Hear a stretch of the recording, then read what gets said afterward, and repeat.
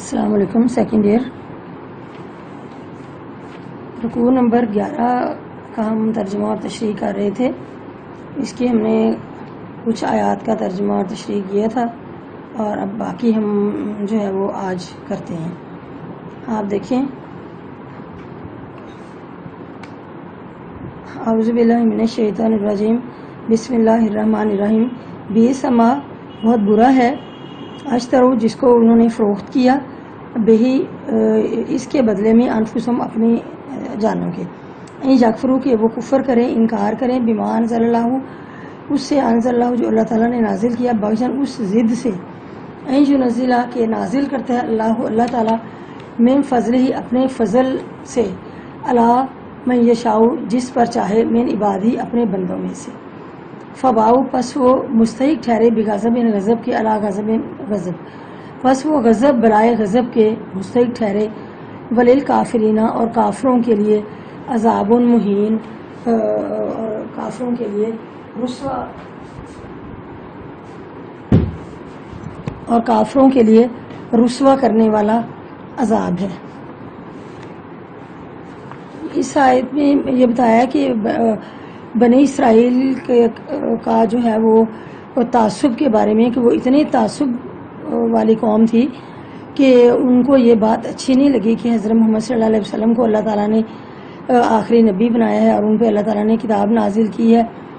تو انہوں نے جو ہے وہ اتنا برا سودا کیا کہ یہ کیسی بری چیز ہے کہ جس کی خاطر انہوں نے اپنی جانوں کو فروخت کر دیا اور اپنی کامیابی اور کامرانی کو بھی قربان کر دیا کہ انہوں نے محمد صلی اللہ علیہ وسلم کی نبوت کا محض اس وجہ سے انکار کیا کہ وہ قوم بنی اسرائیل میں سے نہیں تھے.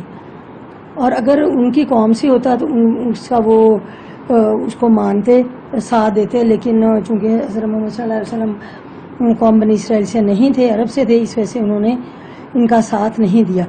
محض اس ضد کی وجہ سے اور اس حسد کی وجہ سے کہ وہ ہماری نسل سے کیوں نہیں ہے. حالانکہ وہ اس چیز کو بھول چکے ہیں کہ نبوت تو اللہ تعالیٰ کی طرف سے ایک عطیہ ہے، ایک گفٹ ہے. وہ جسے چاہے اس سے نواز دے اور جسے چاہے اس سے محروم رکھے. وہ جہاں مناسب سمجھتا ہے تو وہ اپنی نبوت دیتا ہے. اور یہ کہ اللہ تعالیٰ کا ان پر انہی معاملات کی وجہ سے، اس ضد کی وجہ سے اور ان کی ہٹ دھرمی کی وجہ سے وہ اللہ تعالیٰ کے غضب کے مستحق ٹھہرے. کہ غضب پر غضب یعنی ایک کے بعد دوسرا، دوسرے کے بعد تیسرا. اس لیے کہ ان کو جتنے اللہ تعالیٰ نے نعمتیں دی تھیں وہ انہیں چاہیے تھا کہ وہ اس کا شکر گزار ہوتے، بجائے شکر گزار ہونے کے وہ اسے منکر ہوتے گیا اور اللہ تعالیٰ کا غضب بھی ان کے لیے بڑھتا چلا گیا. تو نتیجہ یہ کہ انہوں نے آخری نبی سے بھی انکار کر دیا اور وہ جو ساری پیشن گوئیاں تھیں اس سے بھی منحرف ہو گئے اور لہٰذا یہ لوگ کافر ہیں اور کافروں کے لیے ذلت والا یعنی رسوا کرنے والا عذاب ہے. آگے دیکھیں آیت نمبر 91. وَإِذَا قِيلَ لَهُمْ اور جب ان سے کہا جاتا ہے آمنو کہ تم ایمان لاؤ بِمَا أَنزَلَ اللَّهُ اور جب انہیں کہا جاتا ہے کہ تم ایمان لاؤ بِمَا أَنزَلَ اللَّهُ کہ اللہ تعالیٰ پر یعنی اللہ تعالیٰ پر ایمان لاؤ. قالوا تو وہ کہتے ہیں نؤمن کہ ہم ایمان لاتے ہیں بما اس پر انزل علینا جو ہم پر نازل کیا گیا. وَيَكْفُرُونَ اور انکار کرتے ہیں بما وراء جو اس کے علاوہ ہے. وہ کہتے تو جب انہیں کہا جائے کہ تم اس پر ایمان لاؤ جو اللہ تعالیٰ نے نازل کیا تو وہ کہتے ہیں کہ ہم اس پر ایمان لاتے ہیں جو ہم پر نازل کیا گیا اور جو اس کے علاوہ ہے اس کو ہم نہیں مانتے. یعنی وہ کہتے ہیں کہ ہم صرف وہی جو تورات ان پہ نازل ہوئی ہے ہم اسی پہ ایمان لاتے ہیں، اس کے علاوہ ہم کسی کتاب کو نہیں مانتے یعنی قرآن پاک کو نہیں مانتے. وہ الحق حالانکہ وہ مصدق حالانکہ وہ حق ہے، مصدق وہ تصدیق کرنے والی ہے ماں اس چیز کی ماں جو ان کے پاس ہے. حالانکہ وہ اس چیز کی تصدیق کرنے والی ہے جو کہ ان کے پاس ہے اور سچی کتاب ہے. کل کہہ دیجئے فالما پس کیوں تک تم قتل کرتے ہو پھر انبیاء اللہ کے نبیوں کو. تو کہہ دیجئے کہ پھر تم اللہ کے نبیوں کو کیوں قتل کرتے ہو قبل اس سے پہلے ان کو تم مومن اگر تم مومن ہو. تو انہیں کہا جا رہا ہے کہ اگر تم مومن ہو تو پھر تم نبیوں کو کیوں قتل کرتے ہو. یعنی اس میں بھی ہے کہ وہ جو وحی نازل ہوئی تھی اور وہ اس سے انکار کرتے تھے یعنی قوم بنی اسرائیل کے اللہ تعالیٰ یہود و نصارہ کو مخاطب کرتے ہوئے اللہ تعالیٰ فرماتا ہے کہ آخری کتاب قرآن پاک نازل ہو چکی ہے اور اس پر انہیں چاہیے کہ وہ ایمان لے آئے۔ جب انہیں یہ کہا گیا کہ تم اس پر ایمان لے آؤ تو وہ کہنے لگے کہ ہم تو صرف اسی کو ہی مانیں گے جو کہ ہم پہ نازل ہے، یعنی توریت۔ انہوں نے کہا کہ ہم اس کے علاوہ کسی کو نہیں مانتے، حالانکہ وہ توریت کو بھی صحیح انہوں نے نہیں چھوڑا، اس میں اتنی تبدیلیاں کر دی کہ اس کی اصل شکل ہی مٹا دی۔ اگر حالانکہ توریت سے بھی صحیح احکامات پہ مشتمل تھی اور اس کو مانتے، لیکن انہوں نے اس میں تبدیلیاں کر دی، اس کی شکل بگاڑ دی، لہٰذا اس پہ عمل ختم ہو گیا اور ایمان باقی رہا۔ تو وہ کہتے ہیں کہ ہم اسی کو ہی مانیں گے، اسی کو اس لیے مانیں گے کہ انہوں نے اس کو اپنے مزاج کے مطابق ڈھال لیا ہوا ہے، تو وہ کہتے ہیں ہم اسی پہ ایمان لائیں گے جو کہ ہماری کتاب ہے، ہم اس کے علاوہ کسی کو نہیں مانتے، وہ سب کا انکار کرتے ہیں۔ اسی تعصب میں یہود نے انجیل کا بھی انکار کر دیا اور پھر یہودی اور عیسائی مل کر قرآن پاک کا انکار کر بیٹھے، اس لیے کہ انجیل میں بھی جو احکامات تھے وہ بھی اللہ تعالیٰ کے صحیح احکامات پہ مشتمل تھی انجیل کتاب، لیکن اس میں بھی عیسائیوں نے تبدیلیاں کر لی، لہٰذا وہ اس کی بھی اصل شکل ختم ہو گئی۔ تو پھر وہ دونوں آپس میں مل گئے اور انہوں نے کہا کہ ہم دونوں ہی قرآن پاک سے انکار کرتے ہیں۔ اس پر اللہ تعالیٰ نے کہا کہ اچھا ان سے کہہ دو کہ اگر تمہارا اپنی کتابوں پر ایمان تھا تو اگر تمہارا یہ تھا کہ تمہیں اپنی کتابوں پہ ایمان لانا ہے، اس کو نہیں ماننا، تو پھر تم نبیوں کو کیوں قتل کرتی ہو؟ کہ نبیوں کو کیوں قتل کر، وہ کیا جواز ہے تمہارا نبیوں کو قتل کرنے کا؟ حالانکہ توریت میں حکم موجود ہے کہ جو نبی توریت کو سچا کہنے والا آئے اس کی مدد کرنا اور اس پر ضرور ایمان لانا۔ تو یہ سچا کہنے والا کون سا نبی آئے گا؟ حضرت محمد صلی اللہ علیہ وسلم ہی تھے، لیکن اس چیز کو انہوں نے انکار کر دیا، حالانکہ ان کی کتاب میں یہ بات موجود تھی۔ اور پھر تم نے اس حکم کے ہوتے ہوئے حضرت زکریا علیہ السلام، حضرت یحییٰ علیہ السلام کو بھی قتل کر دیا اور بھی بہت سارے نبیوں کو انہوں نے قتل کیا، تو پھر نبیوں کو قتل کرنے کا کیا جواز بنتا تھا؟ قرآن پاک اس چیز کا جواب دیتے ہیں۔ آگے دیکھیے، وَلَقَدْ جَاءَكُمْ، اور جب تمہارے پاس آئے موسیٰ علیہ السلام بالبینات، واضح نشانیوں کے ساتھ، واضح دلائل کے ساتھ، ثم اتخذتم، پھر تم نے بنا لیا العجل، بچڑے کو، من بعد، اس کے بعد، پھر تم نے اس کے بعد بچڑے کو معبود بنا لیا، وانتم ظالمون، اور تم ظالم تھے۔ اور پھر اس کے بعد، اور جب تمہارے پاس موسیٰ علیہ السلام واضح نشانیوں کے ساتھ آئے، پھر تمہیں بچڑے کو اپنا معبود بنا لیا اور تم ظالم تھے۔ اب اس میں یہ بتایا کہ جب موسیٰ علیہ السلام نے بنی اسرائیل کو فرعون کی غلامی سے نجات دلائی اور ان کو معجزات بھی عطا ہوئے اور اللہ تعالیٰ نے ان کو بہت سارے انعامات سے نوازا، تو کوہ طور پہ تشریف لائے اور انہوں نے بعد میں چاہیے تھا کہ وہ اللہ تعالیٰ کا شکر ادا کرتے، لیکن انہوں نے بچڑے کی پوجا شروع کر دی۔ اور یہ شرک نہیں تھا، کیا یہ شرک نہیں تھا کہ یہی حضرت موسیٰ علیہ السلام اور ان کی کتاب پر ایمان تھا؟ تو یہ انہوں نے بہت بڑا ظلم کیا تھا۔ اس میں یہ بتایا گیا کہ انہوں نے بجائے شکر ادا کرنے کے وہ انہوں نے بچڑے کی پوجا شروع کر دی، لہٰذا یہ انہوں نے اپنی جانوں پہ ظلم کیا۔ اللہ تعالیٰ کا انہوں نے کوئی نقصان نہیں کیا، انہوں نے اپنا ہی نقصان کیا۔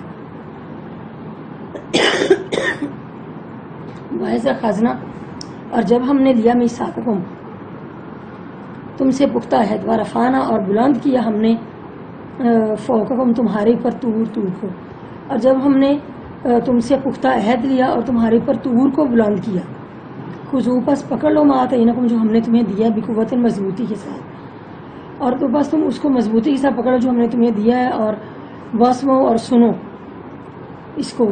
تو قالوا، تو انہوں نے کہا، سمعنا، ہم نے سنا ہے، وعصینا، لیکن ہم مانیں گے نہیں اس کو، اس پہ عمل نہیں کریں گے۔ واشربوا، اور رچ گیا فی قلوبہم، ان کے دلوں میں، العجل، بچڑا، بکفرہم، ان کے کفر کی وجہ سے، اور بچڑے کی محبت ان کے دلوں میں ان کے کفر کی وجہ سے رچ بس گئی۔ کل، کہہ دیجئے، بئس ما، کہ کتنا برا ہے، یامرکم، کہ جس کا حکم دیتا ہے تمہیں، بہی، جس کا ایمانکم، تمہارا ایمان، کہ کتنا برا ہے جس کا تمہارا ایمان تمہیں حکم دیتا ہے، یعنی جس بات کا، ان کنتم مومنین، اگر تم مومن ہو۔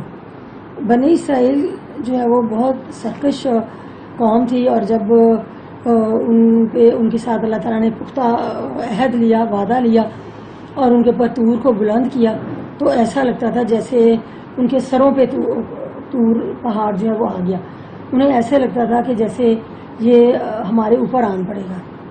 اور لیکن انہوں نے پھر بھی اللہ تعالیٰ کے ساتھ کیے ہوئے عہد کو پورا نہیں کیا. چاہیے تو یہ تھا کہ جو وعدہ کیا تھا اسے مضبوطی سے پکڑنے سے مراد تھی کہ اس پہ عمل کرتے, لیکن انہوں نے کہا کہ ہم نے سن لیا ہے لیکن ہم اس پہ عمل نہیں کریں گے. یعنی ان کی ہٹ دھرمی کی, ان کی سرکشی کی انتہا تھی, اس لیے کہ ان کے دلوں میں بچڑے کی محبت اتنا گھر کر گئی تھی, اتنا رچ گئی تھی کہ وہ کسی اور بات کی طرف آنے کے لیے تیار ہی نہیں تھی. اور یہ کتنا برا ہے یہ جس چیز کا ان کا ایمان انہیں حکم دیتا ہے کہ وہ اس بچڑے کی پوجا کرتے ہیں کہ جس کو بنانے والے اللہ کی ذات ہے, اور اس کی پوجا نہیں کرتے جس نے اس کو بنایا ہے. تو کتنا برا ہے ان کا ایمان جو ان کو اس بات کا حکم دیتا ہے کہ اگر تم مومن ہو تو تمہارا ایمان تمہیں کتنی بری بات کا حکم دیتا ہے. آگے دیکھیں, کل کہہ دیجئے ان کانت, اگر ہے لکم تمہارے دارالآخرۃ, آخرت کا گھر, کہ کہہ دیجئے کہ اگر آخرت کا گھر عند اللہ, اللہ کے ہاں تمہارے ہی لیے ہے, خالصتاً خالص, کہ اگر تمہارے نزدیک اللہ کا گھر, کہ اگر اللہ کا گھر یعنی جو آخرت کا گھر ہے وہ تمہارے ہی لیے خالص ہے, تو تم فتمنا, تو بس تم تمنا کرو موت کی, تو بس تم موت کی تمنا کرو ان کو تم صادقین, اگر تم سچے ہو. اگر آخرت میں اللہ کا گھر تو صرف تمہارے ہی لیے مخصوص ہے, یعنی آخرت کا گھر جو ہے وہ صرف تمہارے ہی لیے اگر تم سمجھتے ہو کہ مخصوص ہے, خالص ہے, تو پھر یعنی مراد یہ ہے کہ اگر تم سمجھتے ہو کہ ہم جنتی ہیں, ہمیں جنت ملے گی, ہمارے لیے لکھ دی گئی ہے جنت, تو پھر تم موت کی تمنا کرو ان کو تم صادقین, اگر تم اپنے اس قول میں, اپنے اس وعدے میں سچے ہو تو پھر تم موت کی تمنا کیوں نہیں کرتے؟ جہاں سے موت آئی ہو تم جنت میں پہنچ گئے, تو پھر تم موت کی تمنا کرو. ورن جاتا منا ہو, اور ہرگز وہ موت کی تمنا نہیں کریں گے, آبادن کبھی بھی, اور ہرگز وہ کبھی بھی موت کی تمنا نہیں کریں گے, بما قدامت, اس وجہ سے قدامت کہ جو بھیجا ہے انہوں نے ایدیم اپنے ہاتھوں سے, اس لیے کہ جو انہوں نے اپنے ہاتھوں سے بھیجے ہیں آگے, تو وہ اس وجہ سے کیوں کر موت کی تمنا کریں گے؟ انہیں پتہ ہے کہ ہم نے کیا عمل آگے بھیجے ہیں, تو ہمارے لیے آگے کیا ٹھکانہ ہمیں ملنے والا ہے, تو کیوں وہ جو ہے موت کی تمنا کریں گے. واللہ, اور اللہ تعالیٰ علیم, جاننے والا ہے بظالمین, ظالموں, اور اللہ تعالیٰ ظالموں کو خوب جاننے والا ہے. والا تاجدنہم, اور البتہ تو پائے گا ان کو, احرص الناس, لوگوں سے یعنی سارے لوگوں سے زیادہ حریص, لالچی, علی حیات, دنیا کی زندگی کے بارے میں, اور البتہ تو ان کو سارے لوگوں کے مقابلے میں دنیا کی زندگی کے بارے میں زیادہ لالچی پائے گا. وامن الذین, اور ان لوگوں سے بھی زیادہ لالچی, اشرکوا, جنہوں نے شرک کیا. یود, وہ خواہش کرتا ہے, وہ آرزو کرتا ہے, وہ تمنا کرتا ہے, احدہم, ان میں سے ہر ایک, لو یعمر, کہ اس کی عمر ہو جائے, الف سنۃ, 1000 برس. ان میں سے ہر شخص جو ہے وہ یہ خواہش کرتا ہے کہ اس کی عمر 1000 برس ہو جائے. وما ہوا, اور وہ نہیں ہے بمزحزحہ, اس کو بچانے والی, من العذاب, عذاب سے, جو عمر کہ اس کی عمر زیادہ ہو جائے, اور زیادہ عمر کی خواہش انہیں عذاب سے بچانے والی نہیں ہے. تو وہ, اور ان میں سے وہ جو جنہوں نے شرک کیا اس سے بھی زیادہ, کہ ان میں سے ہر ایک یہ خواہش کرتا ہے کہ اس کی عمر 1000 برس ہو جائے, حالانکہ 1000 برس عمر کی خواہش جو ہے وہ انہیں اللہ کے عذاب سے نہیں بچا سکتی. وہ یہ ہوگا کہ ان کی 1000 برس کی جو عمر کی خواہش ہے, انہیں اگر 1000 برس عمر مل بھی گئی تو عمر میں برکت ختم کر دی جائے گی, ٹائم میں برکت ختم کر دی جائے گی, کہ وہ 1000 سال جو ان کی عمر ہے وہ ایسے لگے گی کہ جیسے 100 سال بھی نہیں ہے, یعنی اس میں برکت اتنی ختم کر دی جائے گی. واللہ, اور اللہ تعالیٰ بصیرن, اور زیادہ عمر کی خواہش جو ہے وہ انہیں اللہ کے عذاب سے نہیں بچا سکتی. آخر عذاب جو ہے وہ آنا ہے اور اس کا انہوں نے مزہ چکھنا ہے. واللہ, اور اللہ تعالیٰ بصیرن, دیکھنے والا ہے, بما تعملون, جو تم کرتے ہو, اور اللہ تعالیٰ جو کچھ تم کرتے ہو, جو اعمال تمہارے ہیں جو تم کر رہے ہو, اللہ تعالیٰ اس کو اچھی طرح سے, اس سے باخبر ہے, اسے اچھی طرح سے دیکھنے والا ہے. چلیں جی, اللہ حافظ.